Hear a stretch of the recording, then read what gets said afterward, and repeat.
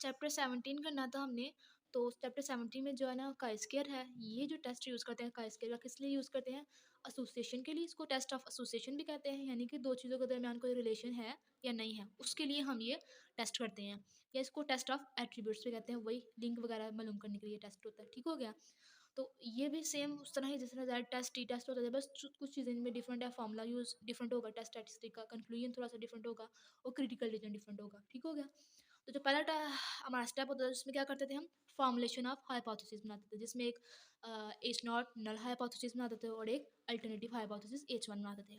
तो इसमें हमें सिर्फ ये याद रखना पड़ेगा, एच नॉट में जो हम कहेंगे ना वो कहेंगे the two attributes are independent. ठीक है। एच नॉट में कहेंगे, नल हाइपोथेसिस में कहेंगे जो दो एट्रीब्यूट हैं वो क्या है, इंडिपेंडेंट है। ठीक है, आज़ाद है वो।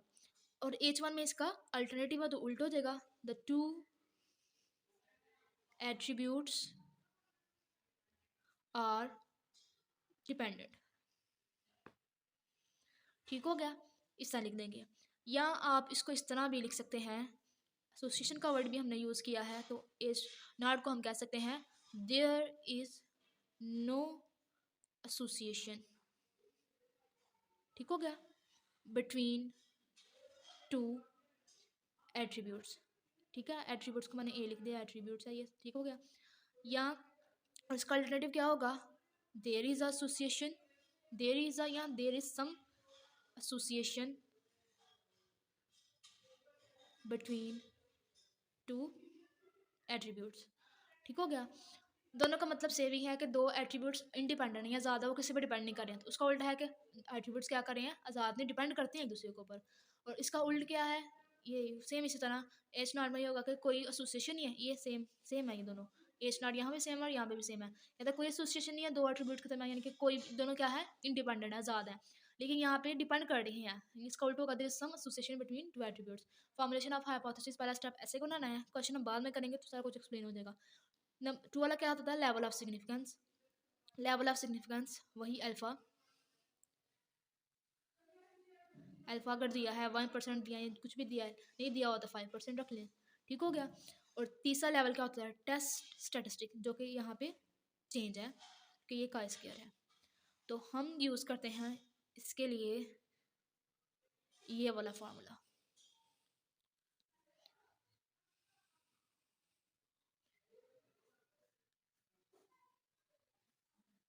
हाँ जी, का square is equal to sum of O minus E का होल स्क्वायर डिवाइडेड बाय ई।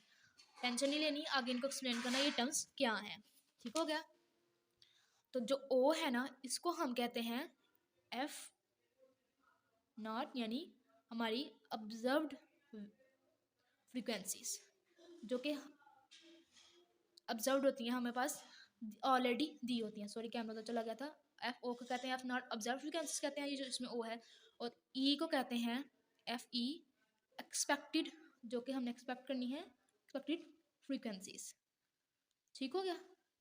इस तरह ऑब्जर्व जो वैल्यूज़ है ना, ऑब्जर्व फ्रीक्वेंसीज, वो हमें दी होंगी क्वेश्चन के अंदर, और एक्सपेक्टेड हम निकालेंगे कैलकुलेशन करके। और एक्सपेक्टेड कैसे निकालेंगे हम, यहाँ पे हमारे पास होगा row total multiply column total divided by grand total, दोनों का टोटल। ठीक हो गया। उसके बाद फोर्थ वाला स्टेप होता था, हम क्या करते थे, टेस्ट स्टैटिस्टिक की कैलकुलेशन करते थे।